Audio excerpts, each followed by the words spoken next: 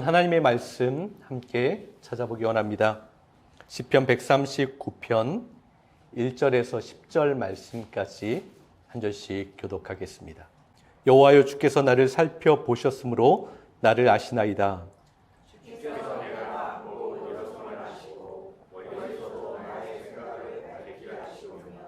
나의 모든 길과 내가 눕는 것을 살펴보셨으므로 나의 모든 행위를 익히 아시오니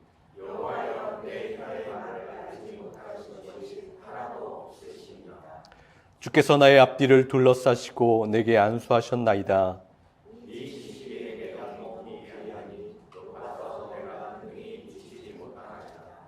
내가 주의 영을 떠나 어디로 가며 주의 앞에서 어디로 피하리이까?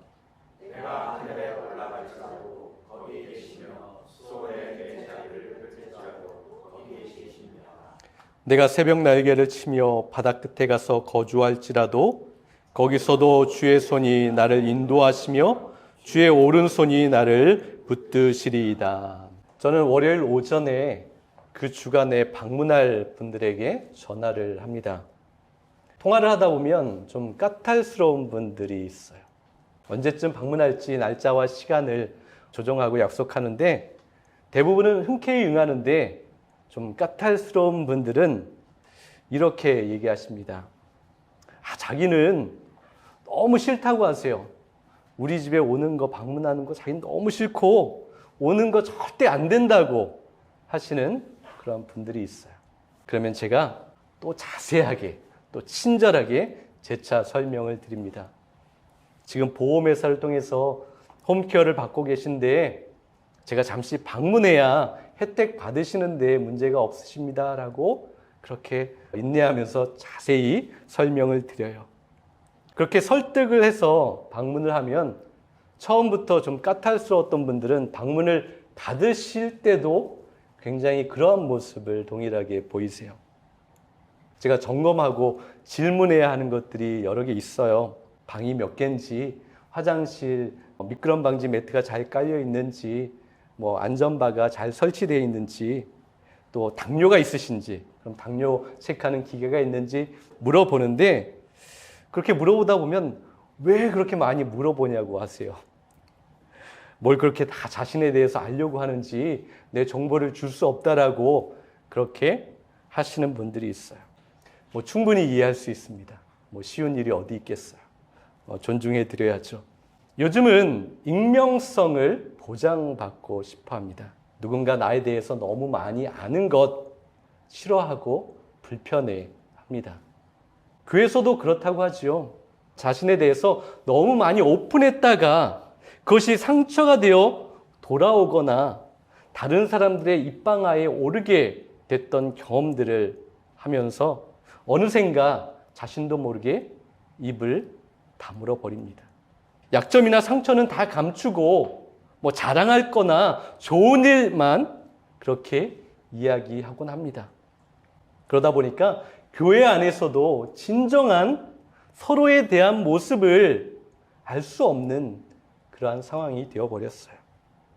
깊이 있는 사귐이나 서로의 약함에 대한 보살핌이나 상처나 아픔에 대한 위로가 사라진 채로 교회 생활을 하게 됩니다.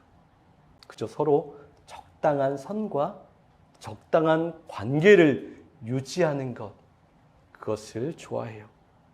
여러분, 이런 모습이 교회의 가장 안타까운 점이 되었습니다. 내 약점, 실수, 내 모자람이 누군가에게 비난받게 되었어요.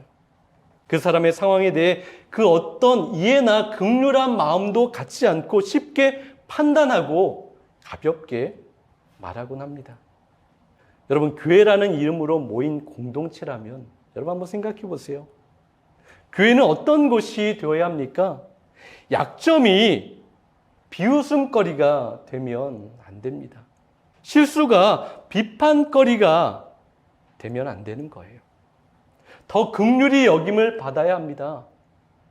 더 보호받아야 하는 거예요. 더 위로받고 더 격려받아야 하는 것이 진정한 교회 공동체의 모습입니다. 그래서 나를 내 있는 모습 그대로 드러내도 불편하지 않아야 하는 거예요. 상처받지 않아야 합니다. 누군가 나를 깊이 알아주는 것이 정말 좋고 행복한 것을 느낄 수 있어야 하는 거예요. 그래서 여러분, 우리 교회는 이것을 위해서 힘써야 합니다. 교회들이 여러 가지 것들을 위해서 힘써요. 노력해요. 많은 것을 투자합니다. 그런데 진정 힘써야 할 것에 애쓰지 못하는 모습이 있어요. 우리 교회가 이것을 위해서 힘써야 하는 거예요. 여러분, 하나님이 나를 알아주시는 것, 그것보다 귀하고 복된 것, 행복한 것이 없음을 우리는 알아야 합니다. 여러분, 관심이 있는 사람이 있으면 여러분 어떻게 하세요? 상대방에 대해서 더 알고 싶은 거잖아요. 누군가에게 관심이 생겼어요. 그러면 그 사람에 대해서 알고 싶어요. 다 알고 싶은 거예요. 그 사람이 뭘 좋아하는지, 뭘 싫어하는지, 뭘 행복해하는지, 뭘 두려워하는지, 뭘 하고 싶은지, 뭘 갖고 싶은지 알고 싶습니다. 그래서 파헤치는 거예요. 연구합니다. 질문하는 거예요. 그런데 여러분, 주님께서 우리를 위해서, 우리를 향해서 바로 이렇게 행하고 계시다는 사실입니다. 우리 주님의 관심은 온통 우리에게 있어요. 여러분에게 있습니다. 나에게 있어요. 본문 1절을 보십시오. 주님께서 나를 샅샅이 살펴보셨으니 나에 관한 모든 것을 알고 계십니다. 하나님은 모든 것을 할 수 있습니다.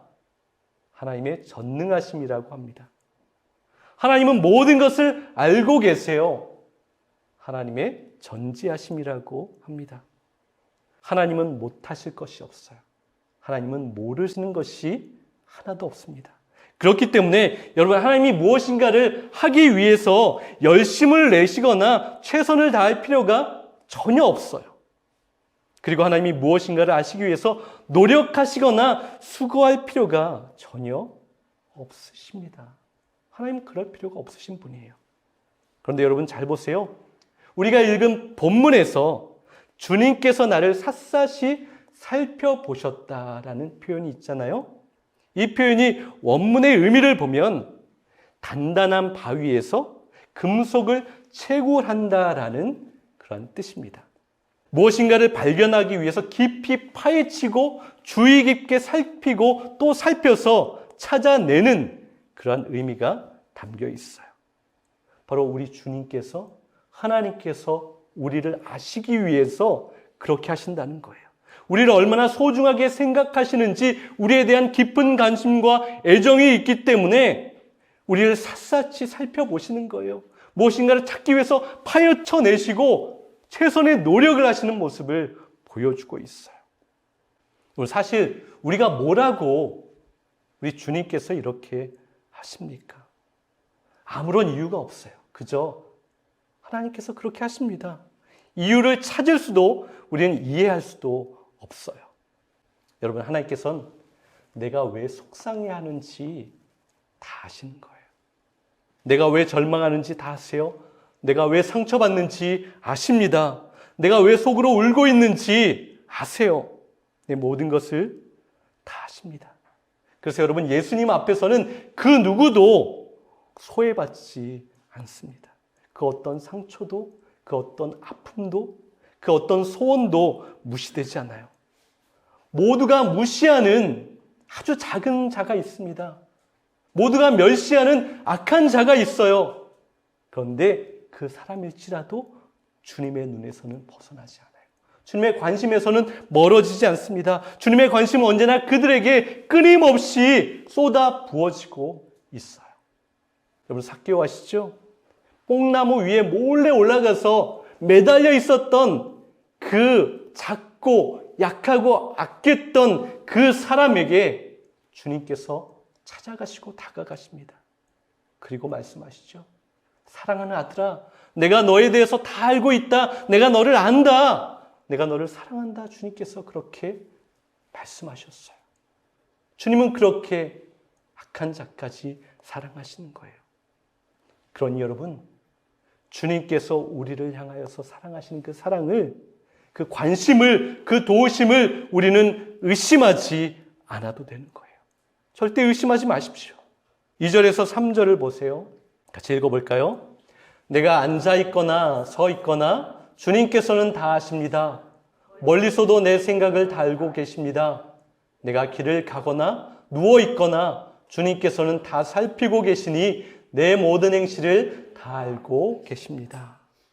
앉고 일어섬은 우리 인생의 모든 부분입니다. 내가 길을 가거나 누워있는 것도 마찬가지예요. 우리 인생의 모든 순간입니다. 아주 사소한 것, 작은 것, 아무도 알지 못하는 것까지도 하나님께서 다 보고 알고 계시다라는 거예요. 여러분, 배우자가 가장 좋아하는 음식이 무엇인지 아세요? 내 남편이, 내 아내가 가장 좋아하는 게 뭔지 아세요? 잘 대답하셔야 됩니다. 예. 여러분이 가장 가까이 생각하는 그 누군가, 그 사람이 무엇을 좋아하는지, 무엇을 싫어하는지, 내가 어떻게 할 때 상처받는지, 내가 어떤 행동을 할 때 정말 싫어하는지 그것을 잘 알고 계세요? 생각보다 정확하게 잘 알지 못하는 것 같아요. 뭐 몇십 년을 같이 살아도 보니까 잘 알지 못하더라고요. 그런데 여러분, 우리 주님께서는 우리의 아주 작은 것까지도, 내가 사랑하는 사람, 나와 가장 가까운 사람도 알지 못하는 것까지도 다 아신다는 표현으로 2절과 3절에 말씀하신 거예요. 우리가 아침에 잠자리에서 일어날 때 한 번에 벌떡 일어나는지, 일어나기 힘들어서 이리 뒤척거리고 저리 뒤척거리다가 겨우 일어나는지 주님께서 아세요.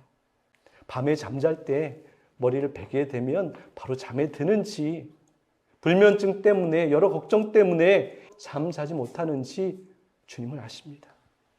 우리의 버릇과 습관까지도 아시는 거예요. 우리의 삶의 방식이나 성향, 우리가 선호하는 모든 것도 다 아십니다. 내가 생각하지 못했던 버릇과 습관까지도, 내가 인지하지 못하는 것까지도 주님께서는 다 아시는 거예요. 어려운 일이 생겼을 때, 고난이 찾아왔을 때 그거에 어떻게 반응하는지 주님께서 아세요. 내가 어떠한 상황에서, 어떠한 곳에서 죄를 많이 짓는지, 어떠한 형편에서 하나님을 찾는지 주님은 모든 것을 다 아십니다. 지금 내가 무슨 생각을 하는지, 어떤 말을 하는지 주님께서는 다 아세요. 4절에 보면 내 입술에 내가 말하는 것을 하기 이전의 것도 주님께서는 아신다라고 말씀하셨어요. 내가 무엇인가를 내 머리에서 생각하고 내 입술을 통해서 말이 튀어나가기 전에도 하나님께서는 그 모든 것을 아시는 거예요. 하나님께서 우리 이렇게 알아주신다는 거 너무 감사하잖아요. 참 감사하죠. 그런데 그렇지만도 않은 것 같아요. 여기서 슬슬 걱정이 되는 거죠. 좀 불안해집니다. 주님이 나를 이렇게 세밀하게, 이렇게 깊숙하게 아신다는 것이 좋은 것 같으면서도 왠지 불안하고 왠지 걱정이 되는 거예요. 이렇게까지 안 하셔도 될 것 같은데, 이렇게 세세히 보지 않으셔도 내가 허락하는 부분까지만 하나님께서 아셨으면 좋겠는데, 내가 보여드리는 부분까지만 아셨으면 좋겠는데 라는 생각이 들어요. 왜 그렇지 않겠습니까? 내 행동이나 내 말이나 또한 내가 계획하는 것이나 떳떳하지 못하고 부끄럽고 참 부족할 때가 많기 때문에 그래요. 여러분, 우리가 우리 자신을 볼 때 그렇잖아요.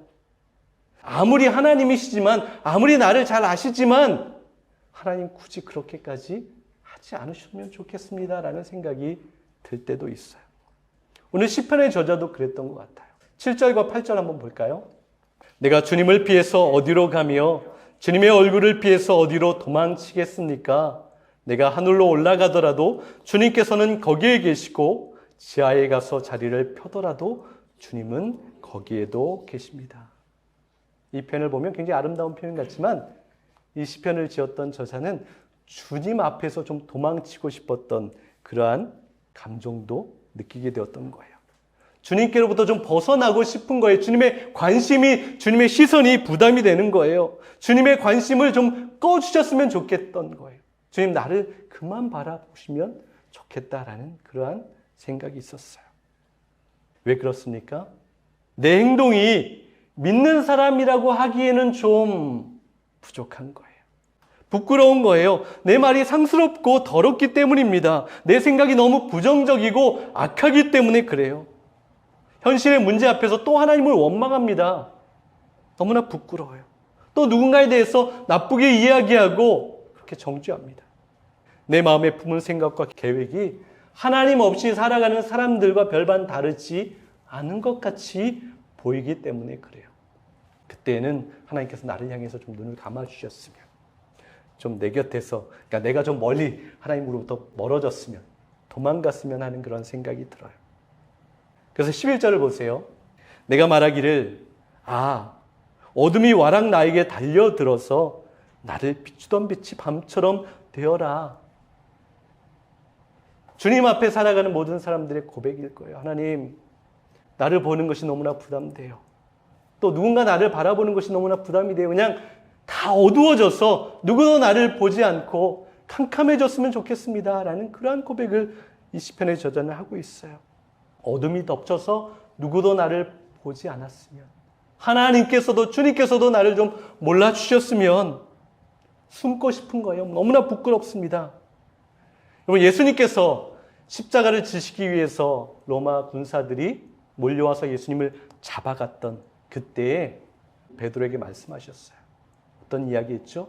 너는 나를 3번 모른다라고 부인할 거야 라고 했을 때 베드로는 이야기했어요. 주님, 그런 말 하지 마세요.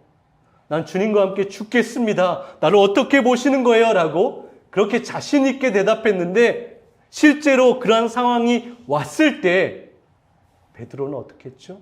도망갔어요. 그리고 예수님을 3번 모른다고 부인했습니다. 예수님이 잡혀가는데 그래도 미련이 있어서 따라가긴 했어요. 그런데 두려웠어요.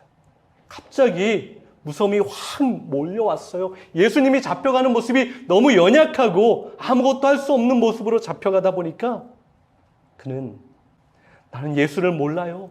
나는 예수와 함께한 사람이 아니에요. 나와 전혀 상관이 없어요. 당신 왜 나에게 묻습니까? 예수는 나와 아무 상관이 없어요. 정신 나갔습니까? 왜 나에게 그런 건 물어봐요?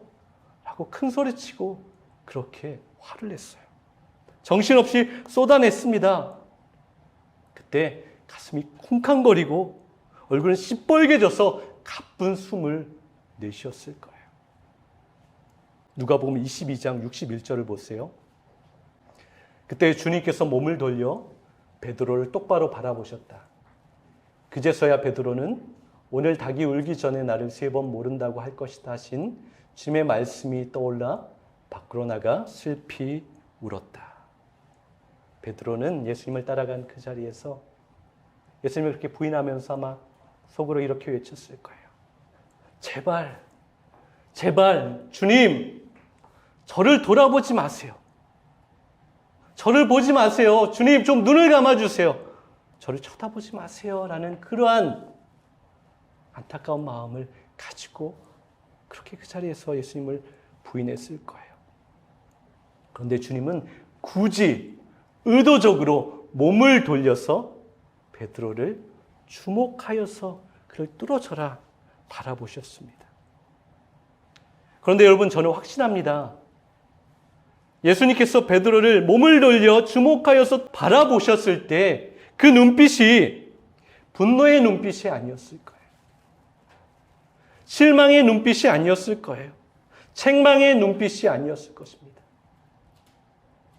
주님의 눈빛은 베드로를 향한 사랑과 눈물의 눈빛이었을 거예요. 뜨거운 눈빛이었습니다. 괜찮아. 내가 이미 다 알고 있었다. 화나지 않아. 실망하지 않아. 그래, 그럴 수 있어. 그러한 마음으로, 그러한 눈길로 주님은 베드로를 바라보셨을 거예요. 그래도 넌 내 사랑하는 제자다. 그래도 넌 나의 사랑하는 소중한 친구다. 나의 모든 것을 주어도 아깝지 않은 나의 아들이다. 라고 그 바라봄을 통하여서 베드로에게 말씀하셨을 거예요.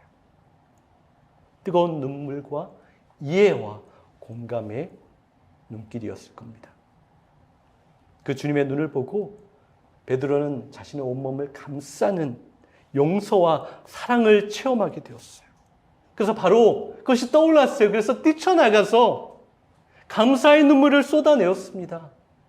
회개의 눈물을 그는 쏟아내었어요.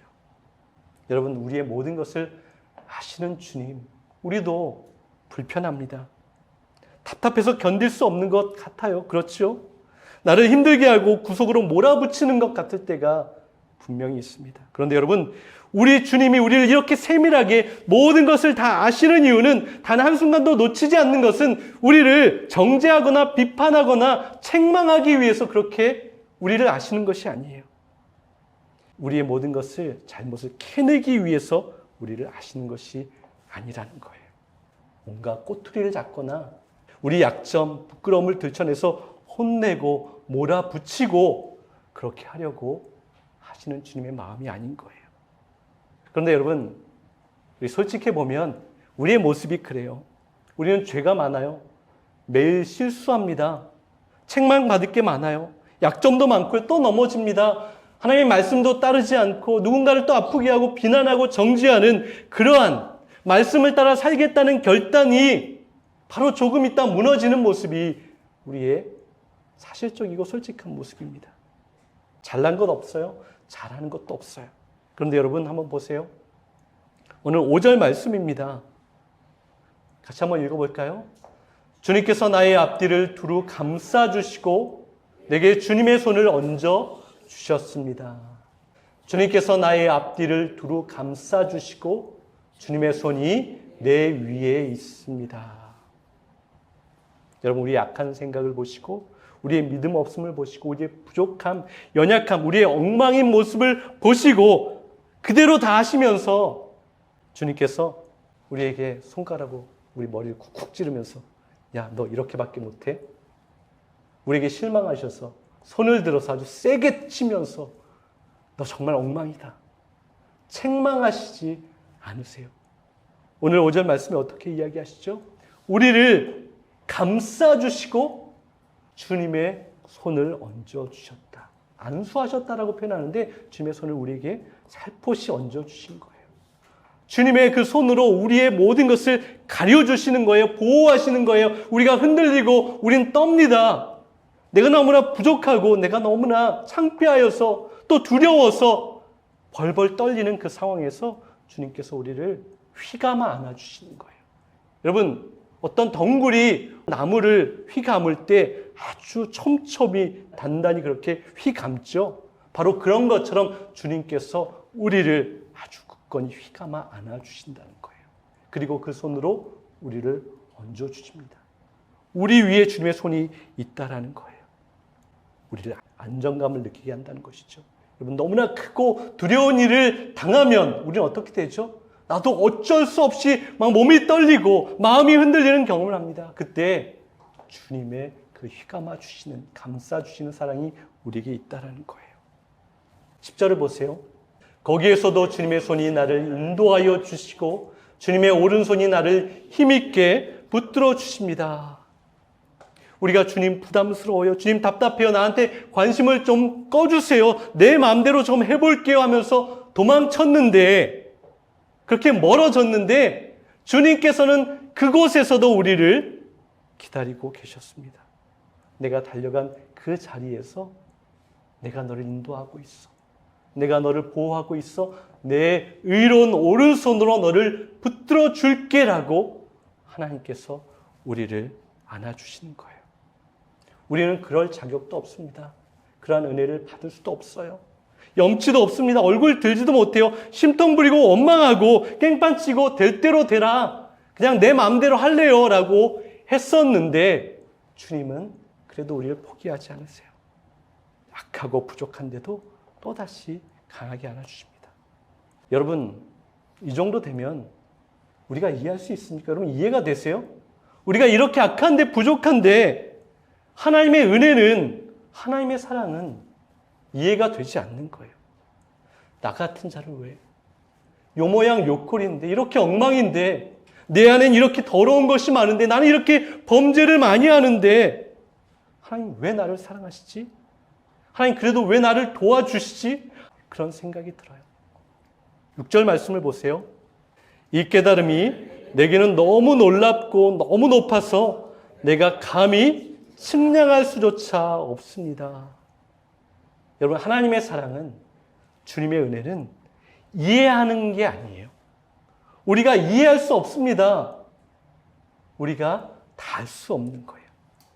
그 사랑과 그 은혜는 그냥 믿는 거예요. 그냥 받는 거예요. 그것이 하나님의 사랑이고 하나님의 은혜입니다. 이런 찬양이 있어요. 너는 부요해도 가난해도 너를 사랑하여 구원했으니 너는 내 것이라. 너는 잘났으나 못났으나 너의 모든 것을 알고 있으니 너는 내 것이라. 너는 강하여도 약하여도 너의 힘이 되어 일으키리니 너는 내 것이라. 너는 의로워도 악하여도 너를 나의 피로 용서했으니 너는 내 것이라. 그렇습니다, 여러분. 우리 주님은 우리를 지금 있는 그 모습 그대로 사랑하시는 거예요. 우리가 잘났으나 못났으나 가진 것이 많으나 가진 것이 없으나 우리가 의로우나 악하나 상관없이 주님은 그대로 우리를 사랑하시고 그대로 아시는 거예요.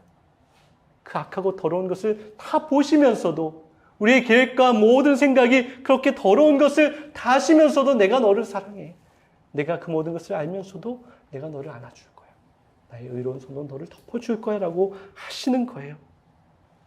이것이 그래서 참으로 놀라운 은혜인 거예요. 우리가 그 안에서 살아갑니다. 그런데 여러분, 우리가 여기서 머물면 안 돼요. 여기서 만족하면 안 됩니다. 23절에서 24절 말씀을 보세요. 하나님, 나를 샅샅이 살펴보시고 내 마음을 알아주십시오. 나를 철저히 시험해 보시고 내가 걱정하는 바를 알아주십시오. 내가 나쁜 길을 가지나 않는지 나를 살펴보시고 영원한 길로 나를 인도하여 주십시오. 주님께서 우리를 보실 때 이제는 부끄럽지 않은 모습으로 살아가겠다는 그러한 믿음의 결단인 거예요. 이 시편의 저자는 처음에는 그냥 그대로 내 모습 그대로 주님 앞에 나아갔어요. 하나님이 나를 보는 것이 부끄러웠습니다. 그런데 하나님의 은혜를 체험하고 하나님을 알았더니 이제 그런 소망이 생긴 거예요. 내 마음을 하나님이 더 알아주셨으면, 더 파헤쳐 주셨으면 좋겠다라는 생각이 들었습니다. 내 마음을 봐주세요. 하나님, 나를 시험해 주세요. 내가 가는 길을 봐주세요. 그 모습의 결단은 무엇입니까? 이제는 내가 예전의 모습처럼 살지 않을게요. 예전에 그렇게 엉망으로 악한 마음을 품었던 것, 아직도 그럴 수밖에 없지만 그럼에도 조금 더 변화돼서 하나님 말씀 앞에서 내가 회개하고 올바르게 서서 이제는 좀 더 선한 마음을 품어볼게요. 하나님의 뜻을 따라가 볼게요. 좀 더 성장하고 믿음의 아름다운 모습을 드러내 볼게요. 그러한 마음을 갖겠습니다. 그리고 그 마음을 품겠습니다. 이제는 내가 그러니까 이제 내 마음을 좀 더 봐주세요. 나를 더 깊이 알아주세요라는 그런 소망의 기도가 생겼습니다. 영원한 길로 인도해달라고 하잖아요. 이 영원한 길은 정의로운 삶의 모습입니다. 다른 말로 하면 하나님의 말씀에 따라 살아가는 그런 모습을 의미하는 거예요. 하나님 앞에서 멀리해야 하는 삶, 버려야 하는 그런 모습을 지속적으로 멀리하고 포기하고 버리는 그런 결단을 의미합니다. 그리고 영원한 길은 주님과 함께 걷는 길이에요. 주님께서 원하시는 것, 주님께서 가는 방향을 따라 함께 걸어가는 거예요. 내 마음에는 아직도 내가 악한 것을 따라가려고 하는 그런 모습이 있지만 이제는 영원한 길로 주님께서 가는 방향으로 나아가겠습니다. 그래서 그는 기도하고 있어요. 왜냐하면 우리의 결단으로만 되지 않기 때문에 그래요. 주님께 기도할 때 주님께서는 분명히 그를 그렇게 인도하셨어요. 우리도 그렇게 하나님께서는 인도하실 것입니다. 우리가 주님의 그 놀라운 사랑, 우리 있는 모습 그대로 사랑하시는 그 사랑을 깨달았기 때문에 이제 더 변하고 더 성장하고 주님 내 마음을 보세요. 이제 전보다 더 선한 마음을 갖기로 결단했습니다. 그렇게 마음을 잡았습니다. 이제 믿음이 자랐습니다. 이제 더 주님을 닮아갑니다. 주님, 이제 내 마음을 그렇게 살피시고 시험해 주세요. 그러한 기도를 드릴 수 있는 우리가 되었으면 좋겠습니다. 사랑하는 여러분, 그렇게 결단하며 주님 앞에서 기쁨으로, 감사로 주님을 의지하며 힘을 얻고 나아갈 수 있는 저와 여러분 될 수 있기를 간절히 소망합니다.